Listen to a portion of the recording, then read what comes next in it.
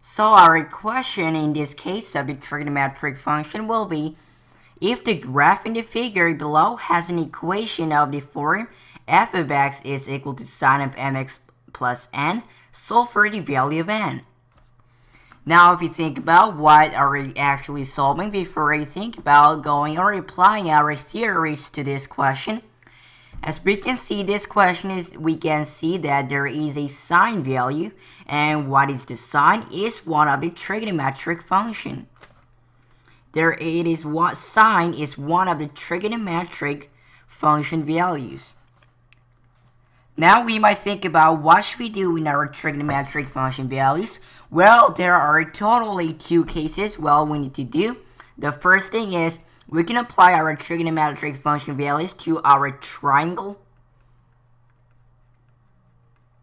And our second thing that we can apply is to our graph, which is on the coordinate plane, the form that is formed by x-axis and the y-axis, the horizontal and the vertical axis.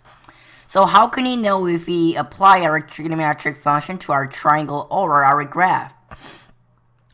Well, what is the most important thing in our triangle? They are the angles. If the angles are given in our equation, this is a problem about trigonometric function triangle. But how can you know if you think about it as graph? Well, if there is a function, or we can say if the equation is given, it is the function problem, which means we need to apply our trigonometric function to our graph using its own function or equation that it contains. Now let's go back to our original question. And our original question is sine of mx plus n. And people might think that, well, this can possibly be an angle, but it is not. It will be an f of x. What is the f of x? What is the f of x? We know that f of x is a pair with the x value. What will this going to be? Well, f of x will be the output of our function. And what is the x going to be? The x value will be the input of our function. This is what it is to be like this. The f of x is the output value, and the x value is the input value in our function. And what this kind of thing generates, it generates a function. Because function is a thing that requires a specific input and the output in order to do it. So what is this question about? This question is about the function. And how do you know that it was a function? That we know that it was f of x is equal to sine of our mx plus n. And we might think about something right over here, that we know that this is f of x. And how can you do? What is the steps of doing this? Well, this question, it has a f of x, which means it is a function. All you have to do is solve f of x is equal to sine of mx plus n. Sine of mx plus n, but especially the variable, because m and the n are the variables. What is the variables means? They are the numbers that varies depends on times. And we apply our trigonometric function to our variables. That is what we need to do. And what should we solve? We need to solve the value of our n. What's the value of the n? It is a value that is beside our m. So what should we do? So we have our function right over here. F of x is equal to sine of mx plus n. So this is our function that we contains. And what is the main first thing that we need to do? We need to think about, before we think about, what is the sine and other trigonometric function values. Other trigonometric values. So the first thing that we're going to talk about in order to approach this question will be, what are the values of trigonometric function values, or we sometimes call it as the triangle values, triangle trigonometric values. So let's get through our triangle trigonometry values, which is totally three things in this question that we need to solve. So this time we're going to talk about the values, the specific values of our triangle trigonometry.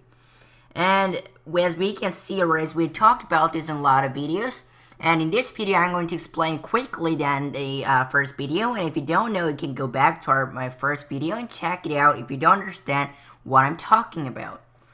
And we know there is a value triangle trigonometry, which means the main point is in our triangle.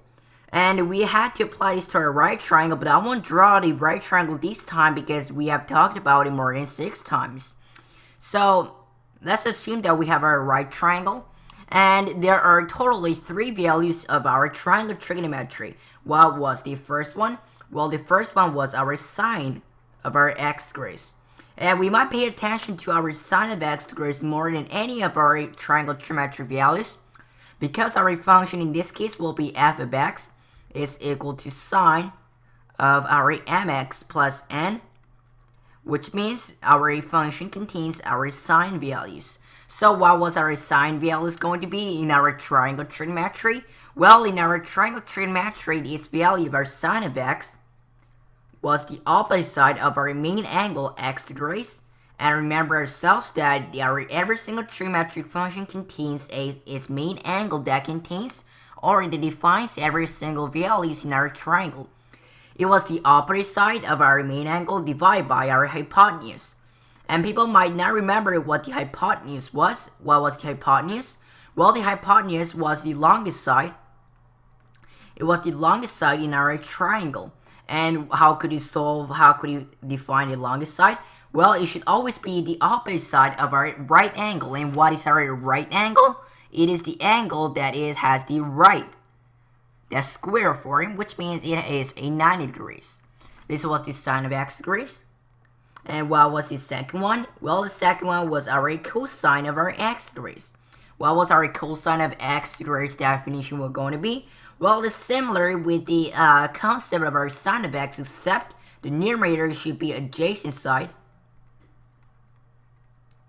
divided by hypotenuse. And the similar thing between our sine and cosine value is that they all contain our hypotenuse, which is the longest side in our triangle trigonometry. Now let's think about the last one, which is one of the most important points in our triangle trigonometry. What was it? It was our tangent of our x degrees. And obviously the tangent of x degrees was different with sine and cosine, because this one doesn't contain its hypotenuse. It is the adjacent side over a hypotenuse. And people might think that, well, we can simplify this a little bit more. Oh, not hypotenuse. We made a mistake here. It's not a hypotenuse. It will going to be the opposite side. And how can you simplify adjacent side over hypotenuse more in our tangent of x values? Well, we know that the adjacent side is a thing that is formed by our cosine of our x degrees. And the opposite side is a thing that is formed by our sine of our x degrees. Which means our tangent of x can be rewrite as cosine of our x degrees, all of that divided by sine of our x degrees. This is what the tangent of x value will going to be. Cosine of our x values divided by sine of our x values. And these 3 was the values of the triangle trigonometry. And we need to put a main point in our sine of x, which is opposite side over hypotenuse, which is the longest side in our triangle trigonometry. So we talked about the first one, which was the values of our trigonometric function values. And what was there? There was sine of x, cosine of x, and the tangent of x. And we put the main point in our sine of x because our main function contains the sine of mx plus n. And our main question again is to solve our n value. Now let's think about the second thing that we need to do in order to solve for this question. Well, we know that this question is basically about the function problem. We apply our trigonometric function values to our function. And we figured it out through our output of our function, which was f of x. Or I can say that we also use it as the y value. So this is our function problem. And what is the main thing in our function that we need to know? Well, we need to know the general form of that function. General form. and the general graph of that function. And this main two will be the things that we're going to talk about in the second step when we learn in order to solve for this question. And what was that step? That step, if you remind yourself, it is the properties of the general form of trigonometric function. And the general form contains the definition of our formula and also the graph. So our second thing here is, if you erase this a little bit for more our spaces. So our second thing that we're going to talk about is the general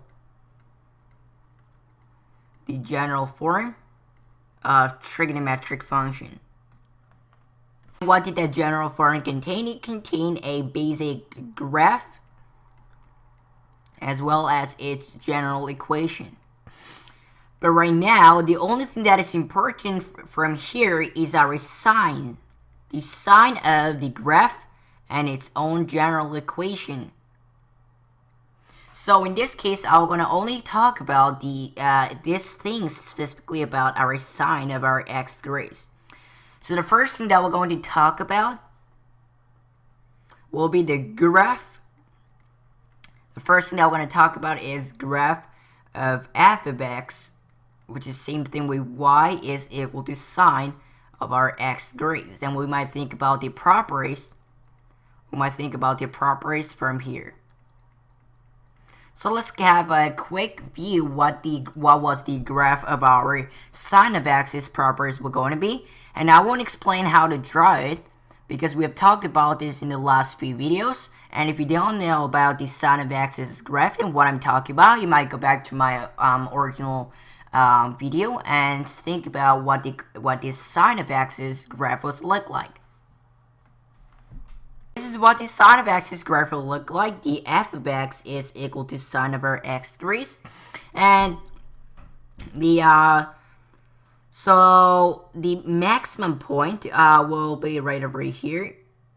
So the maximum point will be right over here, and it might look a little bit different, but this point should also match here, and this highest point will be 1, and the lowest point, which will be right over here, should be -1. And this point and this point should be exactly equivalent, parallel, and this point and this point should be exactly parallel, but the graph is a little bit weird. Anyway, the f of x is equal to sine of x, this graph. This is what the graph will look like. And now, let's think about its properties. So let's think about the properties of sine of x degrees graph. And again, this graph is a little bit weird. This point right over here, this point right over here should be exactly same in the same lengths with the maximum point 1.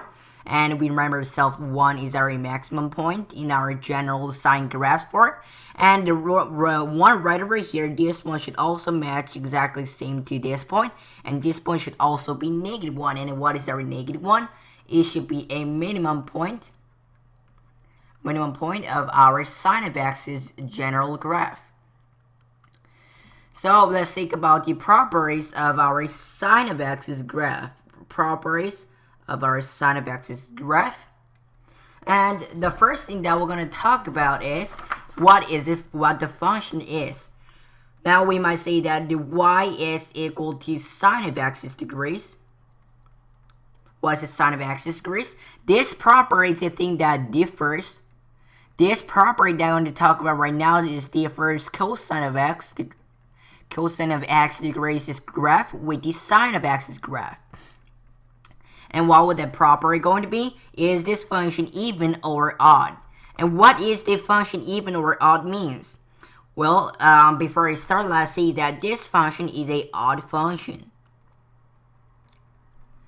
And people might say that what is the even function and the odd function and what are some differences?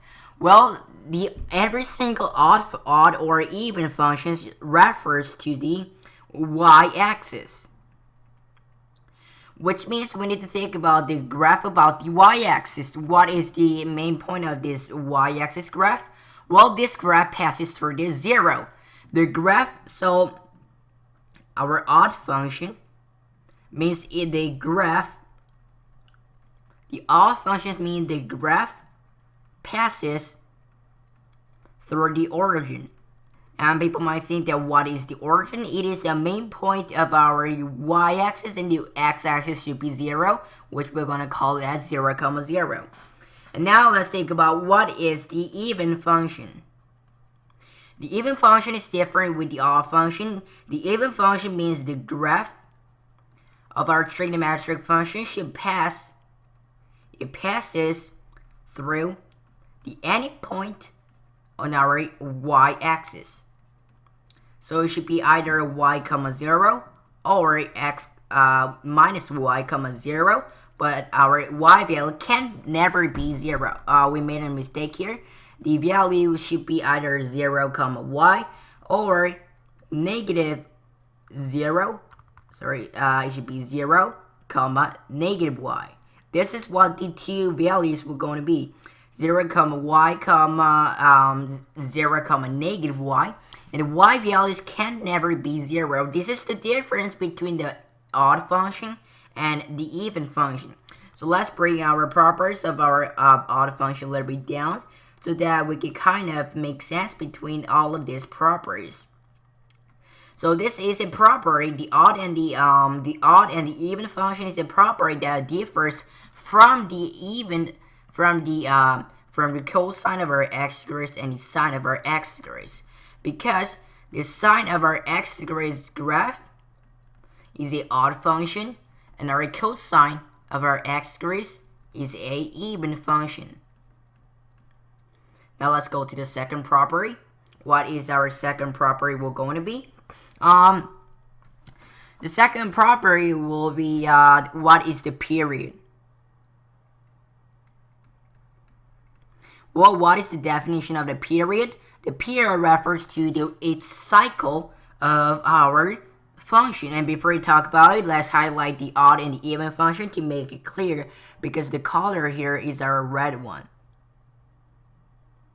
So this is what the odd function is, and this is what the even function in our trigonometric function will going to be.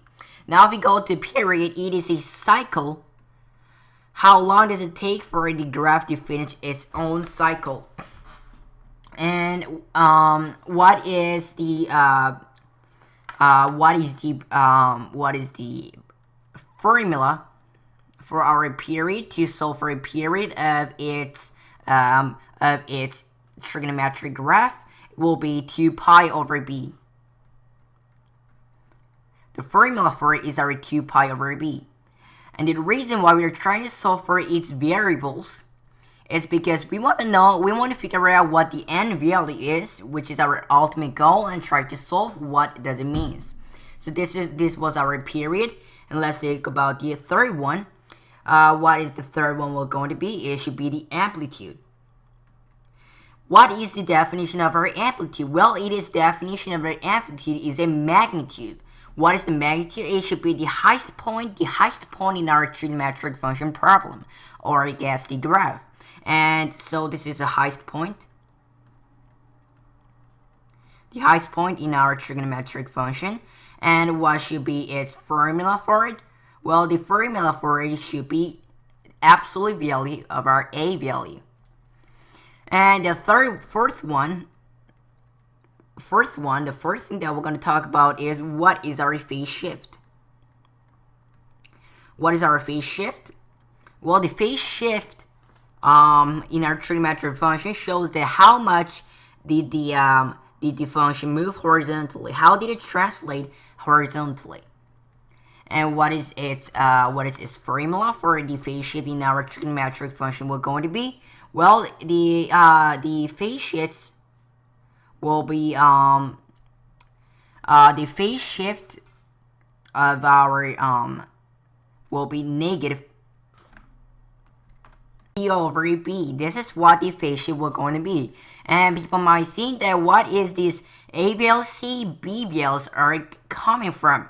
And these variables, we can say this as the variables, which means these are data values that is not defined every single day. And that means it should be defined, not defined. It should be very depends on times.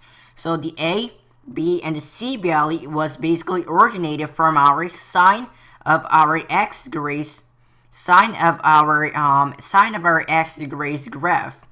And in order to know what the sine of x is graph and the variables, we need to think about its general equation, or we can say general form that defines those values in our trigonometric function problem. And every single form is also applied to the other form of our trigonometric function, including the sine, cosine, as well as tangent. The format of the general format of our trigonometric function problems will be A times trigonometric trig values times x plus c. So these ABC values are originated from our basic or general format of our trigonometric. So this form of the trigonometric function basic graph, which we're going to be A times trig of bx plus c values. Now let's go back to our original question. What was our original question? There is a trigonometric function problem, or the graph or equation that it says sine of mx plus n is equal to f of our x value. So let's think about the n value through our three things that we learned, which is the period, amplitude, and phase shift, and the isolate the value of our n value, which will going to be our ultimate answer in this question, and then solve for it. First, let's think about what is our period of our sine values. And as we can see, the period starts from here and this point, and this format that I'm underlining will exist and keep going on and on and on with this format. And this format will exist at any function at any sine of x that satisfy this equation. So it starts from negative pi to the 3 pi. What was our equation for our period? Well, the equation for our period is 2 pi over b. 2 pi over b, and that should be equal to negative pi to 3 pi, which we're going to be 40 pi. And people might think that this is a negative value and this is a positive value. If you added, the value should be less. But if we think about the definition of our distance, the distance value is there is no negative, because we're counting the values that is how much is far away from the zero value, so there it can't be negative. And so this value 2 pi over b is equal to 4 pi, and from here we'll be able to solve for our b value by isolating its value. And what will the b value will going to be? And our b value will going to be 1 over 2. And what is 1 over 2 in this case? 1 over 2 in this case will be the m value. So it will going to be an m value in this case. So we might switch the b value as our m value. So our m value will be the 1 over 2. And we need to think about one more information in order to solve for our n value. And it will be the input. When will this occur? When our x value, or we can say the input, occurs. In order to do it, when you think about, I guess, the phase shift, because there is no amplitude given, there is no highest point given right over here. So the only information that should be given will going to be the phase shift. And what is the phase shift? How much the horizontally of that graph translated? So we might think about the difference between this graph and our original general science graph to analyze what the how much did the horizontally translated graph move. And there will be a phase shift. And what is the formula for our phase shift? It will going to be negative c over b. Now, if you want to see that how much did this graph translated from the translated, which is same thing with moving horizontally, and what is the horizontally stands for? Well, we know that the horizontal axis stands for the x-axis, which means we want to see how much did the graph horizontally x-axisly moved.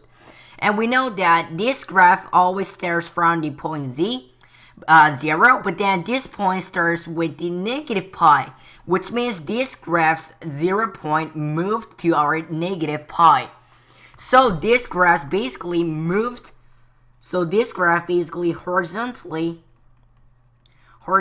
translated, which is same thing with moved. So it translated for negative pi times.